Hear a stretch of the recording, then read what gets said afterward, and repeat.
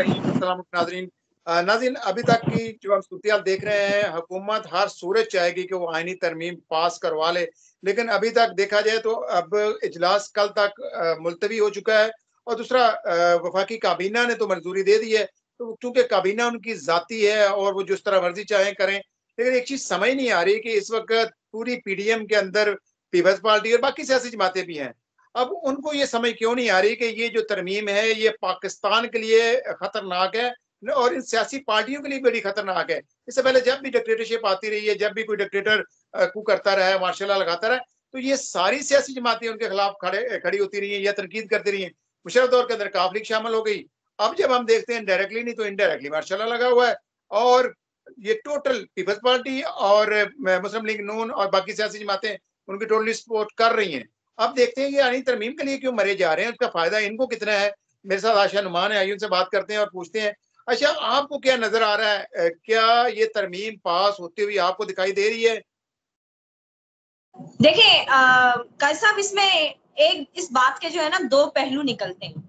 अगर आप कहें कि कानूनी नुक्ता नजर से, आईनी नुक्ता नजर से अगर आप समझते हैं कि तरमीम पास हो रही है, तो वो मुझे क्या किसी आम पाकिस्तानी को भी नजर आ रहा है कि आईनी और कानूनी तरीके से नहीं हो सकती।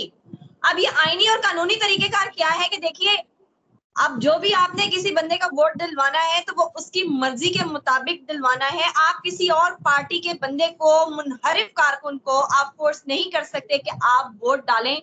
और उसको काउंट करते हुए जो सुप्रीम कोर्ट का गुज़िश्ता एक फैसला था उसके मुताबिक वो वोट काउंट नहीं होगा। अब आप 63A में भी आप तरमीम करने जा रहे हैं। फिर जनाब आपने घरों से बहू बेटियों को, माओ को भी उठाना शुरू कर दिया है। अब जनाब आपने जो पार्लियामेंट हाउस है उसके इर्द गिर्द जैमर्स लगा दिए हैं, सड़कें बंद कर दी हैं। पार्लियामेंट में ना किसी सहाफी का दाखिला जो है वो मुमकिन है, ना ही किसी और मेहमान का दाखिला मुमकिन है। वहां पर रेंजर्स जो है उसको तैनात कर दिया गया है। और जनाब जो मशकूक अफराद है वो मुख्तलिफ हुलियों में आपको पार्लियामेंट के अंदर जो है वो गश्त करते हुए नजर आ रहे हैं। फिर उसके साथ साथ जनाब आपने जो सेनेटर्स, जो मुख्तलिफ पार्टीज हैं पार्लियामेंट हाउस, पार्लियामेंट में आपकी पीटीआई है, आपकी जेयूआई है, बीएनपी अख्तर मेंगल की पार्टी है, उन सब ने क्लेम किया हुआ था कि हमारे कुछ सेनेटर्स जो हैं वो गायब कर दिए गए हैं या गायब हो चुके हैं। सवाल यही है ना कि ये तमाम हरबे इस्तेमाल करने के बाद क्या तरमीम पास होती हुई नजर आ रही है, दिखाई दे रही है आपको कि ये नहीं? देखिए, ये तरमीम तो वो है ना, बेसिकली हम जो कहेंगे कि भाई कानून और आइन के मुताबिक जिसमें कानून में रद्द-बदल की जाए, ये तरमीम नहीं कह सकते आप इसको। ये एक पाकिस्तान में काला कानून राइज करने की कोशिश की जा रही है। ये देखिए आयशा, पाकिस्तान में वहाँ एक तो मेरे मुल्क जी में इस टाइम जमहूरियत है, ये भी एक निज़ाम है सरमायादाराना। तो ये उन्होंने नाम तो रख दिया ना आईनी तरमीम। अब वो है नहीं है, बिल्कुल उसको छोड़ दें, उस पे हम बहस अलग से कर लेंगे। लेकिन ये जो जो सही। भी है ये करवा रहे, हो जाएगी कि हाँ, नहीं होगी? ये मुझे तो देखिए मुझे होती हुई नजर आ रही है। वो किस तरह से नजर होती हुई नजर आ रही है कि हमारे मुक्तदरा ने ये तय कर लिया है कि चाहे नंबर पूरे हो ना हो, मौलाना हमारे साथ बैठे ना बैठे, पीटीआई के एमएनए राजी हो ना हो, अरबों लेने पे लोग राजी हो ना हो, हमें जो है वो रात के अंधेरे में अगर तरमीम पास करनी पड़े, हमें नंबर्स के हेर फेर दिखाकर हमें तरमीम पास करनी पड़े, हम ये करेंगे। क्योंकि ये एक जिद और अना जो है वो बन चुकी है उस मुक्तदर हल्के की, उस ताकतवर हल्के की, चले जिसने इसी ये बात पे ठान आ जाए। अभी जितने माहर कवानीन हैं वो यही मुझे कह रहे हैं कि ये सुप्रीम कोर्ट में चैलेंज हो जाएगी। और जब सुप्रीम कोर्ट में चैलेंज होगी तो इस वक्त अक्सरियत जज जो है वो इस तरमीम के खिलाफ अपना फैसला दे देंगे, तो तरमीम पड़ी रहेगा। देखिए काजी साहब, इससे पहले भी बहुत सी ऐसी चीजें थी जिनके ऊपर सुप्रीम कोर्ट ने वाजिया हुक्म दिया। मैं अभी हालिया जो एक उसकी मिसाल है मखसूस नशिस्तों का मामला जो था। देखिए आज के दिन तक जो है मैं इस निजाम से बिल्कुल जो है वो मायूस हो चुकी हूँ। पाकिस्तान में सुप्रीम कोर्ट का इदारा एक वाहिद ऐसा इदारा है जो कि कानून और आइन की रूह से तमाम चीजों पर अमल पैरा होकर अपने फैसले जो है वो देता है। मैं अभी इस हालिया दौर की बात नहीं कर रही जब से चीफ जस्टिस काजी फाइज ईसा साहब विराजमान हुए, मैं इससे पहले की बात कर रही हूँ। लेकिन इस वक्त देखें आपको जिस तरह से बुकला बरादरी जो है वो जजेस जो है और तकसीम का नजर आ रही है, उनमें एक वाजिया तकसीम नजर आ रही है, जो है वो डिस्टिंक्शन नजर आ रही है। उसके होते हुए मुझे इस वक्त निजाम जो है वो टोटली हैंडीकैप नजर आ रहा है। मखसूस नशिस्तों के मामले पर सुप्रीम कोर्ट के 8 जजेस ने जिस तरह का दलेराना फैसला दिया, कानून और आइन की रूह के मुताबिक जिस तरह से उन्होंने फैसला दिया, उस पर अभी तक अमल दरामद नहीं हुआ।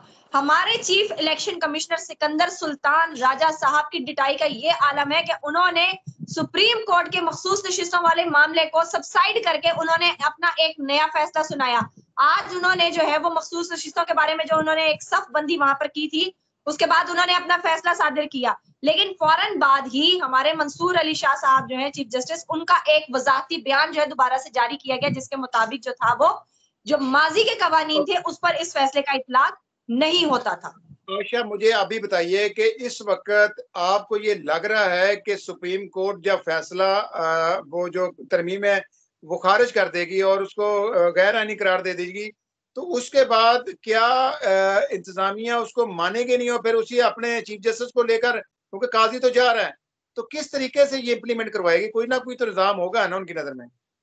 देखिए, अभी जो मुसवदा थोड़ा सा लीक हुआ है ना, उसमें आईनी बेंचेस का तस्करा किया गया है कि सुप्रीम कोर्ट में ही जो है वो आईनी बेंच तश्कील दिया जाएगा, उसमें इनके मोस्ट फेवरेट जो जजेस हैं उनको बिठाया जाएगा। तो उससे ये हो सकता है कि एक कॉन्फ्लिक्ट की जो फिजा है वो कायम की जाए। जब आईनी तरमीम पास हो जाए तो फिर आईनी बेंचेस का कयाम भी अमल में आ जाएगा। फिर ये कहेंगे जी तो सुप्रीम कोर्ट के अच्छा, जजेस जो कभी फैसला तक दे रहे तो हैं हम उनको अभी नहीं तक मानते। ये हुकूमत अपने जिस तरह याशी से अपने आजादाना तरीके से करना चाह रहा था वो तो नहीं कोई करने दे रहा। आए रोज एहतजाज हो सही। रहे हैं, आए रोज आप कराची में देख लें, इस्लामाबाद में देख लें, लाहौर में देख लें, तो मुख्तलिफ तरीके से कभी ताजर बाहर आ जाते हैं, कभी किसान बाहर आ जाते हैं, कभी स्टूडेंट्स आ जाते हैं। तो ये सिलसिला चल रहा है, करके देख लें। अब इसके बाद तरमीम के बाद तो मुझे लगता है फिर अवाम को कोई ना कोई फैसला करना पड़ेगा। आप जोर जबरदस्ती से जुल्म का निजाम नहीं चला सकते। देखिए काजी साहब, ये फैसले दरअसल कुछ बड़ी जो लोग हैं उनके लिए नहीं की जा रहे, ये दरअसल आपके और मेरे जैसे लोगों के लिए ही किए जा रहे हैं। ये उन सहाफियों के लिए किए जा रहे हैं जो खुलकर बात करते हैं, या उस पाकिस्तानी कौम के लिए किए जा रहे हैं जो बाहर सड़कों पर निकल के इनको टफ टाइम देते हैं। ये उस हल्के को जो है चैलेंज कर रहे हैं जो कि इमरान खान की हामी है, जो हक की बात करती है, जो कि पाकिस्तान में कानून और आइन की बात करती है। ये दरअसल सीधा सीधा ये आईनी तरमीम जो है वो इंसानी हकूक को सल्ब करने की कोशिश की जा रही है।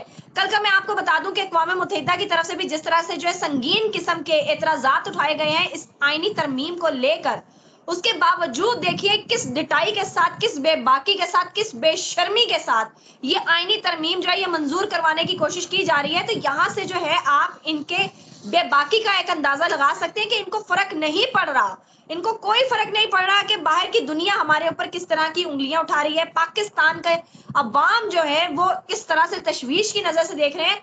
अब तो आलम यह है कि पार्लियामेंट में मौजूद जो पार्टीज हैं उनके अरकान जिस तरह के सवालात उठा रहे हैं। अभी अभी जनाब मौलाना अब्दुल गफूर हैदरी पार्लियामेंट हाउस में जो खिताब कर रहे थे, उन्होंने ये साफ कहा है कि आप हमारे टुकड़े टुकड़े कर दें फिर भी हम जो है इस आईनी तरमीम की हिमायत नहीं करेंगे। तो अब आप मुझे बताइए इससे ज्यादा और किस तरह से जो है खुलकर बात की जा सकती है।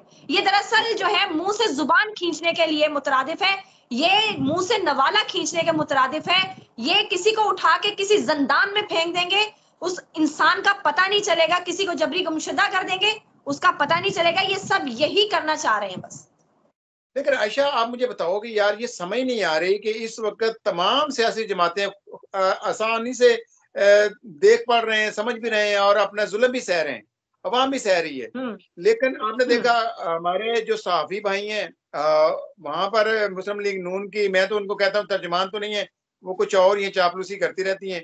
उन्होंने जब कैमरे के सामने कह दिया सहाफियों को, किसी को जरूरत नहीं हुई। यही सहाफी होते थे, सामने से बोतल उठा लेते थे, पानी उठा लेते थे, माइक भी बिल्कुल उठा ऐसे ही लेते है। थे, लेकिन किसी को जरूरत नहीं हुई उसके सामने से माइक उठाने की। और आपने वो वीडियो क्लिप भी वायरल कर दिया और फिर आपने अगले दिन देख लिया हमारे सीनियर साहब 4-5 दोस्त हैं जिनको नौकरी से फारग कर दिया गया।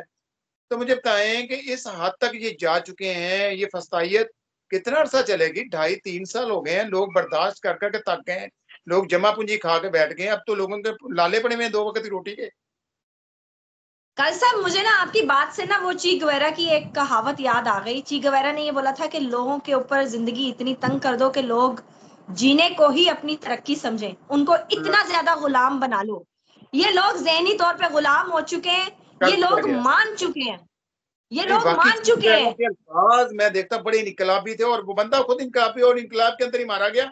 लेकिन हैरानगी की बात है कि उसने जाते हुए देखा, जब उसको चरवाहे ने पकड़वाया तो उसने ये कह दिया था, चरवाहे ने, उसने कहा जी तूने इसको क्यों पकड़वाया, ये तुम्हारे लिए आवाज बुलंद करता है। तो उसने कहा जी आए रोज की जो फायरिंग होती है इससे मेरी बकरियां जो है वो बिदक जाती है, डर जाती हैं, तो मैं ऐसे उकताया हूँ। तो मैं अभी जब ताजरों से मिलता हूँ, कहते जी आए रोज पीटीआई के और ताजर बाकी लोग एहतजाज करते हैं तो हमारा कारोबार तबाह हो रहा है, हम तो तंग आ चुके हैं, इसका कहीं ना कहीं तोड़ करें। तो सर ये तो देखिए, निजाम अगर ये चलता रहेगा अवाम तंग आ चुकी है, अगर ये अवाम तंग आ चुकी है, काजी साहब मेरी बात सुनिए, सीधी साफ बात है, मैं बिल्कुल प्रैक्टिकल ग्राउंड पे मैं बात करूंगी, जो रियलिटी है उसकी बेस पे मैं बात करूंगी। अगर ये अवाम तंग आ चुकी है भूख से, अफलास से, तो बाहर निकले।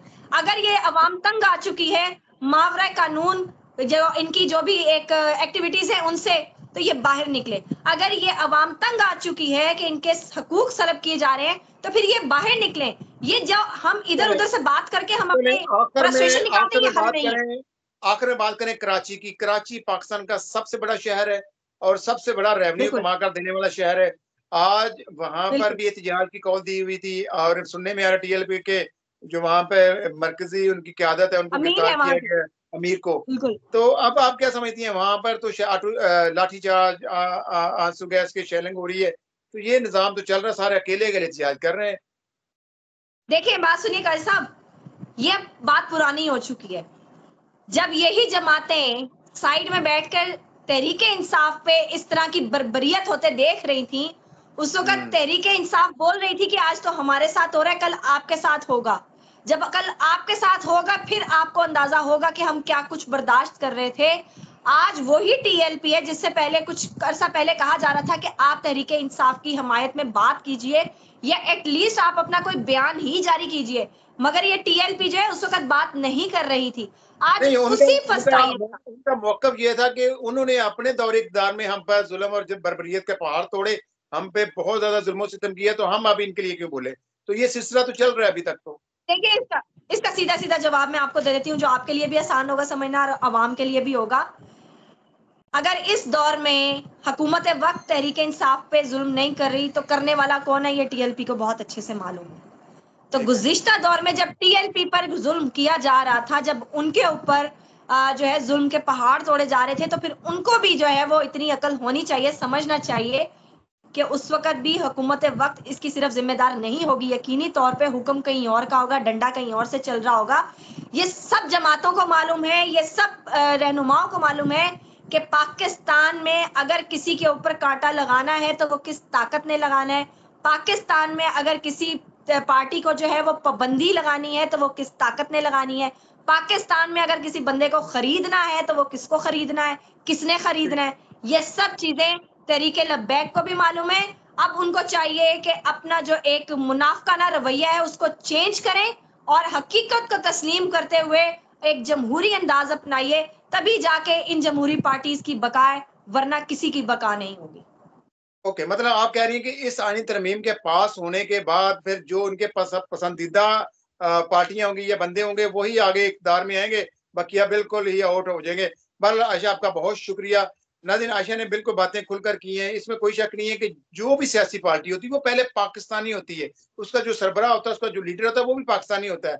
लेकिन मैंने देखा है ये अपने मफादात के लिए पीडीएम पूरी इकट्ठी है, फजल रहमान जाके बैठा हुआ है, सारे बैठ जाते हैं, लेकिन अपने वर्कर को मार खाने के लिए फील्ड में छोड़ देते हैं, और वो फिर इसी तरह ही रियासती तशद्दुद का निशाना बनते रहते हैं, और इससे रियासत के खिलाफ नफरत पैदा होती जा रही है।